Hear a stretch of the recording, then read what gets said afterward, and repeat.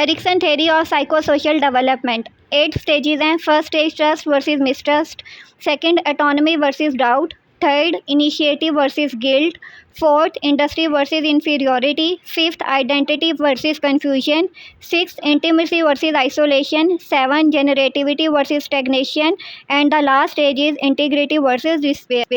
जब बच्चे में ट्रस्ट डेवलप करेंगे, डिसीजन मेकिंग में उसको सपोर्ट करेंगे, जो एक्टिविटीज़ इनिशिएट करेगा उसमें उसको हेल्प आउट करेंगे, तो बच्चा जो है वो फेवरेबल आउटकम शो करेगा। हेल्दी पर्सनैलिटी होगी। Hope, will, purpose, competency, love, care और विजडम उसकी पर्सनैलिटी का हिस्सा बन जाएंगे।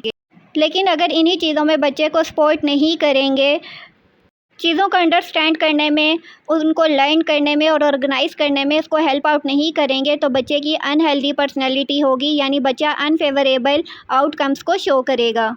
डिटेल्ड वीडियो का लिंक डिस्क्रिप्शन बॉक्स में मौजूद है।